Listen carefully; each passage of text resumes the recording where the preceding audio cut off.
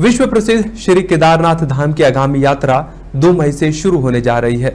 उससे पहले जिला प्रशासन और स्वास्थ्य विभाग सहित अन्य सभी संबंधित विभागों की टीमें यात्रा व्यवस्थाओं को ठीक करने में लगी है, ताकि कपाट खुलने से पहले व्यवस्थाएं चाक चौबंद हो सके।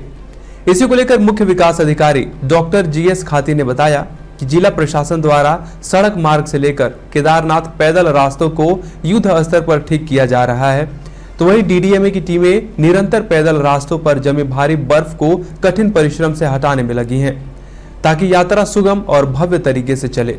इसी को लेकर मुख्य चिकित्सा अधिकारी डॉक्टर राम प्रकाश ने बताया कि इस वर्ष केदारनाथ धाम में 17 बेड का अस्पताल बनकर तैयार हो रहा है।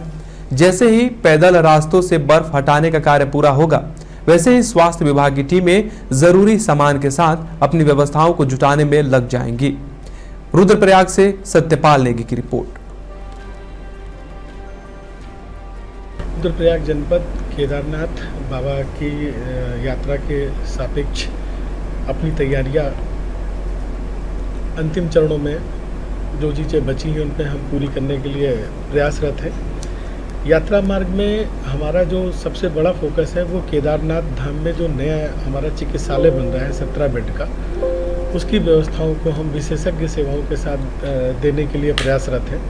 उसके संदर्भ में हमारी काफ़ी तैयारियां पूर्ण हो चुकी हैं और जो कार्यदायी संस्था है उसके द्वारा ये हमें दूरभाष पे बताया गया है कि यात्रा मार्ग में आने वाली परेशानियों की वजह से अभी वो निर्माण कार्य इतनी प्रगति से नहीं कर पा रहे हैं, लेकिन वो अति शीघ्र हमें 2 फ्लोर मिनिमम देने की बात कर रहे हैं, तो जिससे हम अपना प्रस्तावित चिकित्सालय हम इस वर्ष शुरू करने की स्थिति में होंगे। यात्रा इस बार शीतकालीन यात्रा भी थी, तो हमारी तैयारियां लगातार कंटिन्यू थी।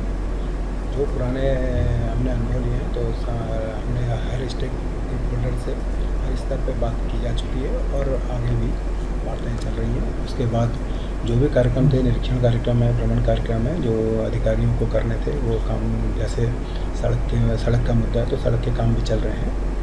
और इसी तरह से जो टूट फूट हुई थी आपदा के समय, जो वो कार्य भी चल रहे हैं। तीसरा कार्य था जो पैदल मार्ग है ऊपर गौरीकुंड से लेके केदारनाथ तक का, उसमें बर्फ़ हटाने का कार्य भी चल रहा है। और साथ ही साथ जो रिपेयर वर्क था, जहाँ जहाँ पे बर्फ़ नहीं पड़ी थी, वो लगातार कार्य जारी है।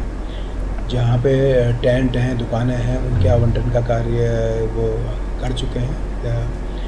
उनको जो है हमने इस बार जो है पहले से ही सोचा है कि पहले उनको टाइम दे देंगे, जिससे कि वो अपना कार्य खुद कर पाएँ। इसी तरह से घोड़े खच्चर का पंजीकरण शुरू कर दिया गया था। कतिपय कारण जो इन्फ्लुएंजा होने के कारण उसमें अभी रोक लगा दी गई है, जिससे कि एक घोड़े से दूसरे घोड़े को